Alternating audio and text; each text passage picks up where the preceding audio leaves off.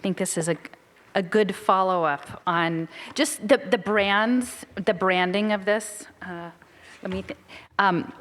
Because I think one of the clips in a lot of the narrative is talking about like the Chinese social credit score versus democracy. And I think it's really important to understand the polarization and the branding, because they kind of, this new program is on every level, and they're actually interested in making us their, the embryo of their planetary democracy.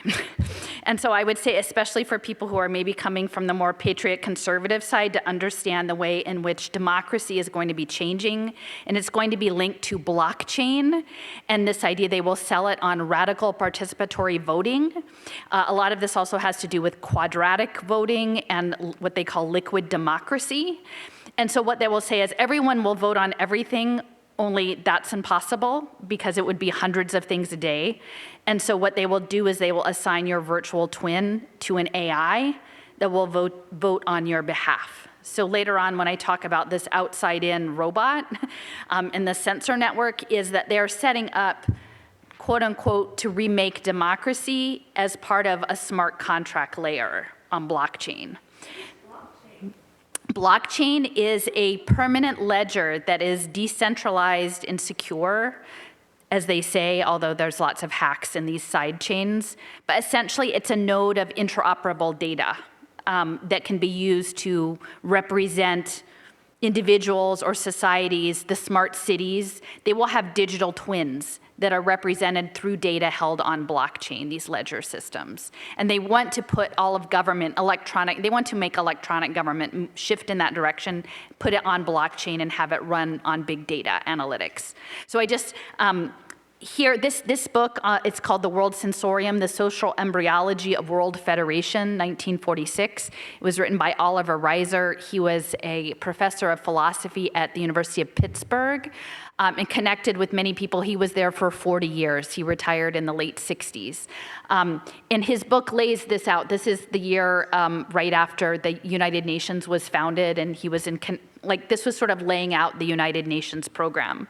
But on page 31, it says, they're talking about the creation of a world brain, a global superorganism that would be our interconnected mental states. And I think when we hear about situations that are happening either in terms of medical policy or public planning, urban built environment policy that would be contrary to long-term health of the population and why it doesn't seem to make sense. But if you link it to what I'm saying about Bernal, that the goal, this is a eugenics program, a forced evolution into a different state of existence.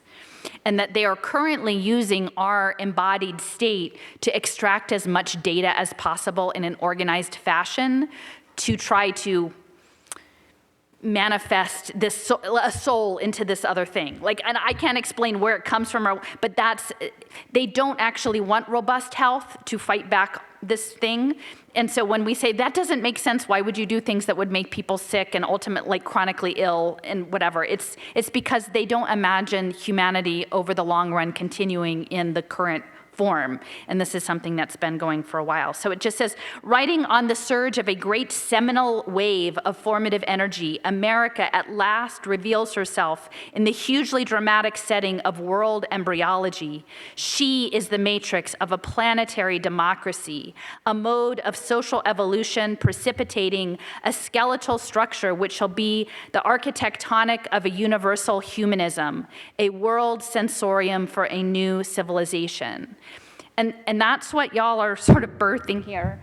And I do want to point out my last talk that I gave was situating this in place, and that the Apache Wars that took place in southern Arizona, it was in the name of civilization and progress, right? It was the removal of an existing civilization to make way for a new civilization. And what I'm saying is that continuity of the civilizing process, the logic of it is extended towards we will shed our, water-based, carbon-based units for some sort of photonic optical communication. And I'm not saying right or wrong, but that's just the logic of how these things are going. So just to hit on, space exploration, you guys are very big into this space, and also the biosphere too. The fact that this closed environment, this plan, that was for space colonization. That has been managed as a homeostatic environmental system. And that's been going on for some time.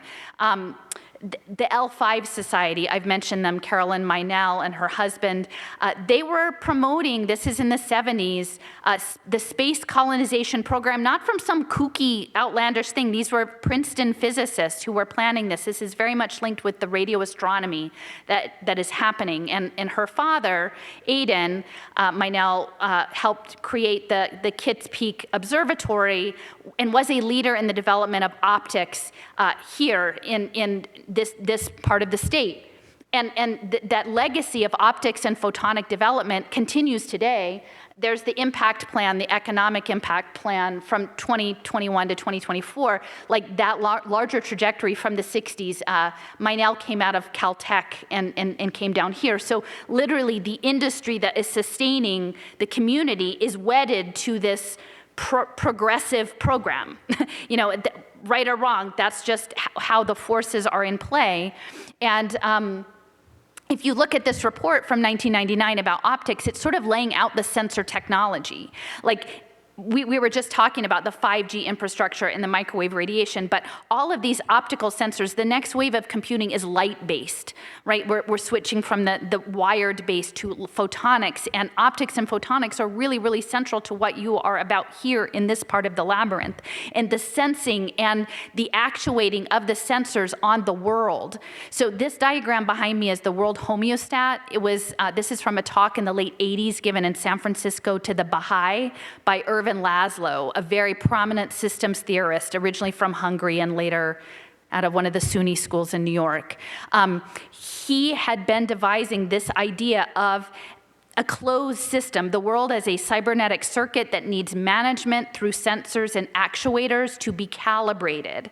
And so when I say that the Manhattan Project segued into the Human Genome Project, the radioisotopes that were developed at Oak Ridge during the Cold War in the environmental movement of the United States was birthed out of Oak Ridge National Lab and the Atomic Energy Commission, where they used radioisotopes to track energy transfer and metabolism through environmental systems. So the original track and trace were these radioactive isotopes, used intentionally and strategically to track environments, and then of course humans as part of this environmental element. So the limits to growth in the 70s, right, is built into this idea of a cybernetic managed environment and a world homeostat. And what Laszlo told to the Baha'i, he said, you guys are going to be the leaders in this because your faith is built on science.